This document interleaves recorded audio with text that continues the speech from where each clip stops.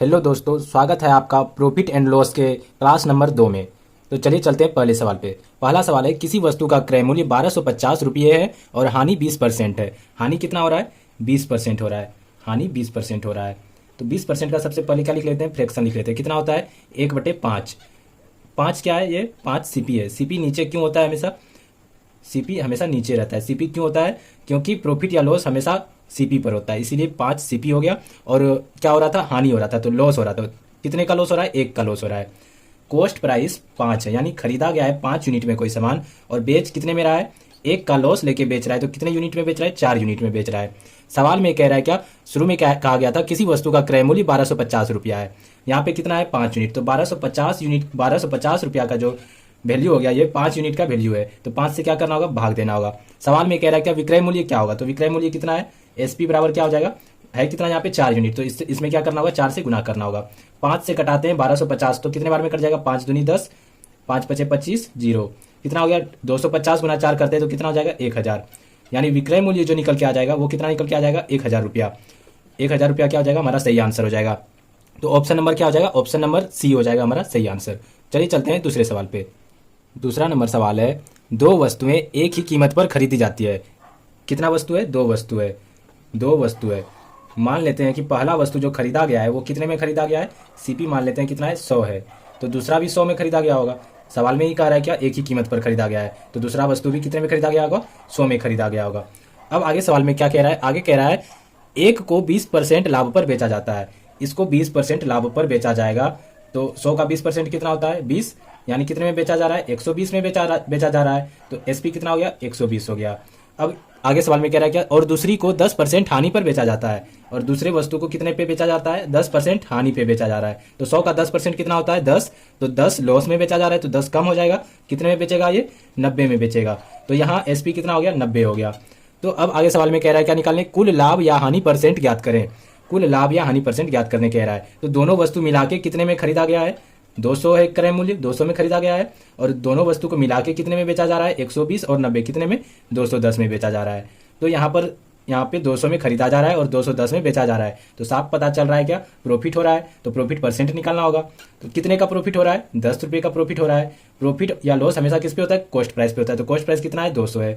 200 लिख लेते हैं और परसेंट निकालना है तो 100 से गुना करते हैं। यहाँ से 2 जीरो, यहाँ से 2 जीरो कैंसिल, 2 से 10 कट जाएगा 5 बार में। तो प्रॉफिट परसेंट कितने परसेंट का हो रहा है? 5% का प्रॉफिट हो रहा है। ये हमारा क्या हो जाएगा? सही आंसर हो जाएगा 5%। तो ऑप्शन नंबर कितना है? ऑप्शन नंबर हो जाएगा डी हमारा सही आंसर।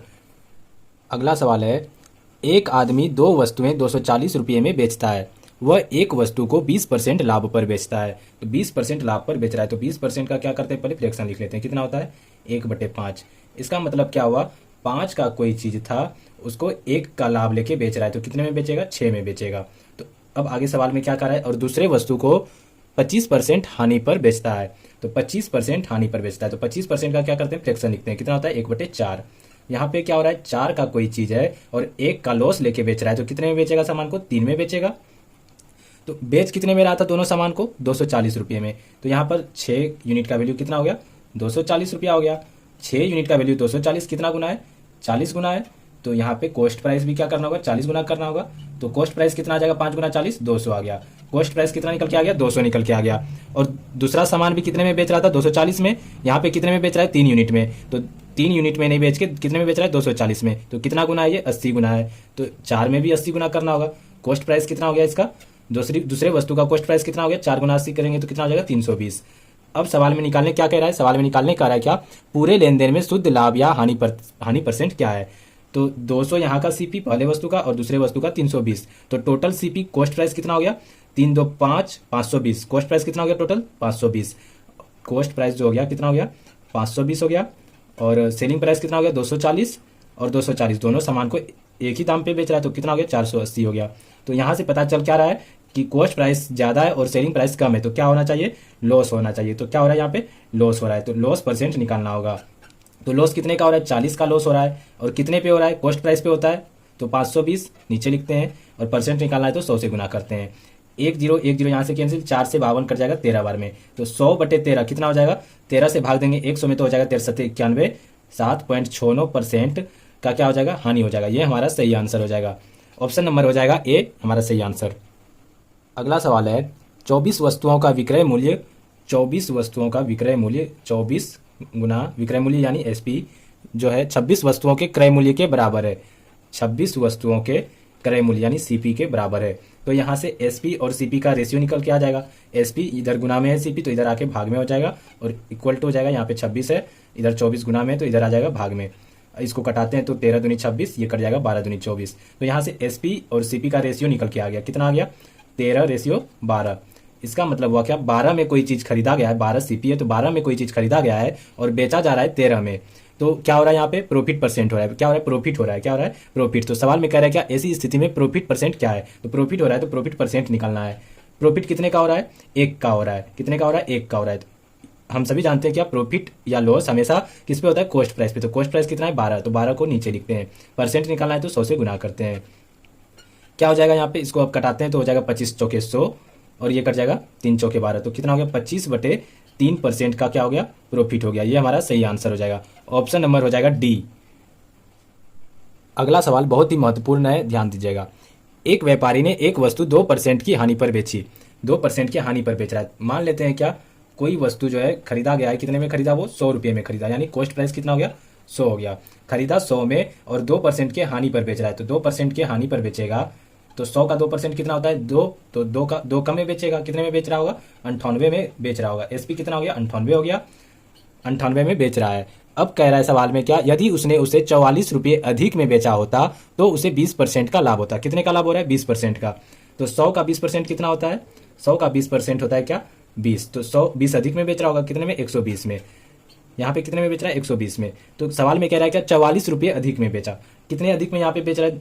यहाँ पे देखते हैं तो कितने अधिक में बेच रहा है? 98 से कितना ज्यादा है? 120, 22 ज्यादा है।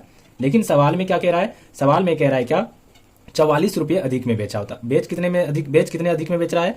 22 यूनिट अधिक में बेच रहा है। लेकिन कह रहा है सवाल में 44 रुपये अधिक में बेच रहा है। तो 22 यूनिट का वैल्यू 44, तो 1 यूनिट का वैल्यू यहाँ से निकाल सकते हैं। तो 1 यूनिट का वैल्यू कितना हो जाएगा? 44/22 यानी 2 हो जाएगा। 1 यूनिट का वैल्यू कितना हो गया? 2 रुपया हो गया। सवाल में कह रहा है निकालने क्या? वस्तु का क्रय मूल्य ज्ञात करें। तो क्रय मूल्य कितना माने थे हम? 100 यूनिट। तो 1 यूनिट का वैल्यू 2 रुपया है तो 100 यूनिट का वैल्यू कितना हो जाएगा? 100 यूनिट का वैल्यू कितना हो जाएगा? 2 गुना 100 हो जाएगा। कितना हो गया? 200 रुपया हो गया। 200 रुपया क्या निकल के आ गया हमारा? ये हमारा निकल के आ गया कॉस्ट प्राइस 200 रुपया। ये हमारा सही आंसर हो जाएगा। ऑप्शन नंबर हो जाएगा सी। चलिए चलते हैं अगले सवाल पे। अगला सवाल है एक आदमी कुछ वस्तुएं 10 रुपये में 12 वस्तुएं खरीदता है। कितने रुपये में खरीद रहा है? यहाँ पे लिख लेते हैं मूल्य। मूल्य लिख लेते हैं एक तरफ लिख लेते हैं वस्तु। कितने रुपये में खरीद रहा है? 10 रुपये में खरीद रहा है, यानी कॉस्ट प्राइस हो गया 10। 10 रुपये में कितना वस्तु खरीद रहा है? 12 वस्तु खरीद रहा है। और आगे सवाल में कह रहा है क्या? और 15 रुपये में 10 वस्तुएं बेच रहा है। कितने में बेच रहा है? 15 रुपये में कितना वस्तु बेच रहा है? 10 वस्तु बेच रहा है। तो ये क्या हो गया? सेलिंग प्राइस हो गया।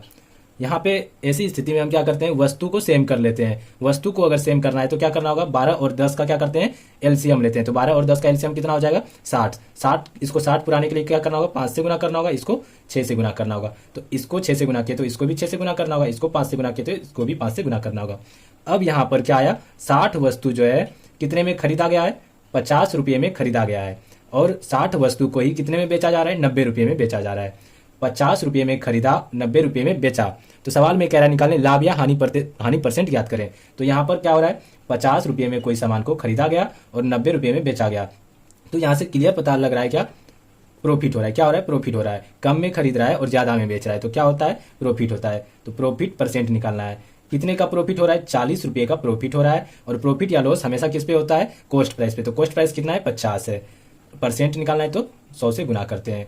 50 से 100 कट जाएगा 2 बार में और 40 गुना 2 कितना हो जाएगा? 80। तो प्रॉफिट परसेंट कितना हो जाएगा? 80% हो जाएगा। ये हमारा सही आंसर हो जाएगा। ऑप्शन नंबर बी हो जाएगा हमारा सही आंसर। चलिए चलते हैं अगले सवाल पे। अगला सवाल है 1240 रुपये प्रति सैकड़े की दर पर 400 अमरूद खरीदे गए। 1240 रुपये में कितने अमरूद खरीदे गए? प्रति सैकड़े, यानी 100 अमरूद का दाम कितना हो गया? 1240 रुपया हो गया। 100 अमरूद का दाम कितना हो गया? 1240 रुपये। खरीदे कितने जा रहे हैं अमरूद? 400 अमरूद खरीदे गए हैं। 100 अमरूद का दाम 1240 रुपया, खरीदा गया है 400 अमरूद। तो 400 अमरूद का दाम कितना हो गया? ये कितना गुना है? 4 गुना। तो 400 अमरूद का दाम निकालने के लिए भी 4 से गुना करना होगा इसमें। तो गुना करते हैं तो कितना होता है? 0, 4 चौक 16, 4 दूनी 8, 1 9, 4 1 4। तो कॉस्ट प्राइस कितना निकल के आ गया? 4960 रुपया निकल के आ गया। अब कह रहा है सवाल में क्या? 940 रुपये के लाभ पर बेचे गए। 940 रुपये का लाभ लेके बेचेगा तो कितना हो जाएगा सेलिंग प्राइस इसका? 940 इसमें जोड़ना पड़ेगा, तो क्या निकल जाएगा, सेलिंग प्राइस निकल जाएगा। तो इसको जोड़ते हैं तो कितना होता है, 0 6 4 10, 9 9 18 1 19, 4 1 5। कितने में बेचा जा रहा है, 5900 रुपये में कितना अमरूद बेचा जा रहा है, 400 अमरूद को बेचा जा रहा है।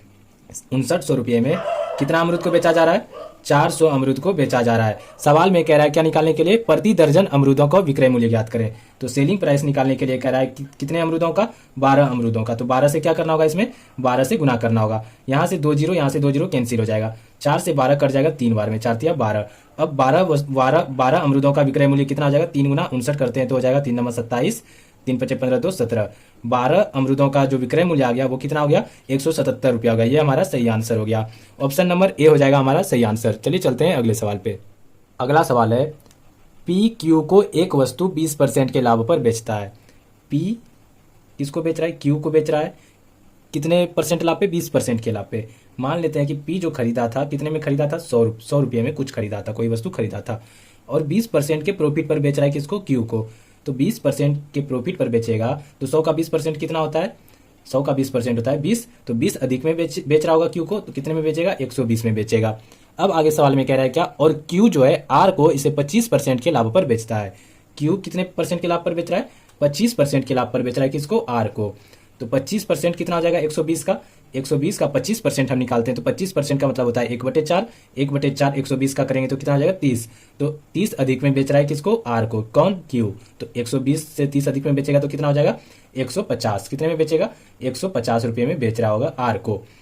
अब आगे सवाल में कह रहा है क्या, सवाल में कह रहा है क्या, यदि आर इसके लिए 225 रुपये का भुगतान करता है। आर कितने का भुगतान कर रहा है, 150 का, लेकिन सवाल में कह रहा है क्या, 225। तो 225 रुपया जो हो गया, कितने यूनिट का वैल्यू हो गया, 150 यूनिट का वैल्यू हो गया। तो अब सवाल में कह रहा है निकाले क्या, तो पी ने इसके लिए क्या भुगतान किया, पी ने क्या भुगतान किया है, 100। तो 100 से क्या करना होगा, इसमें गुना करना होगा। तो क्या निकल के आ जाएगा, पी का भुगतान जितना क्या होगा वो निकल के आ जाएगा। अब इसको कटाते हैं, 50 दूनी 150 दिया 150, 3 से कटाते हैं इसको तो कितने बार में कट जाएगा, 3 सते 21, 1 3 पचे 15। तो 75 गुना 2 करते तो कितना होता है, 150। तो यहां से निकल के आ गया क्या, पी ने कितना भुगतान किया था, 150 रुपये का भुगतान किया था। ये हमारा सही आंसर हो जाएगा। ऑप्शन नंबर सी हो जाएगा हमारा सही आंसर। चलिए चलते हैं अगले सवाल पे। अगला सवाल है, 990 रुपये में एक वस्तु को बेचने पर एक व्यक्ति को 10% की हानि होती है। कितने परसेंट का हानि हो रहा है, 10% का हानि हो रहा है। तो 10% का क्या लिख लेते हैं, पहले फ्रैक्शन लिख लेते हैं। तो 10% का फ्रैक्शन कितना होता है, 1/10। कितना होता है, 1/10। नीचे हमेशा क्या रहता है, सीपी रहता है, कॉस्ट प्राइस रहता है। तो हानि हो रहा है, तो हानि कितने का हो रहा है, 1 का हो रहा है। खरीदा गया है कितने में, कॉस्ट प्राइस कितना है, 10 है, और 1 का लॉस लेके बेच रहा है, तो बेच कितने में रहा होगा, 9 में बेच रहा होगा। सेलिंग प्राइस कितना हो गया, 9 हो गया। लेकिन सवाल में कह रहा था क्या, शुरू में ही कह रहा है 990 रुपये में बेचने पर, यहाँ पे कितने में बेचा जा रहा है, 9 यूनिट में।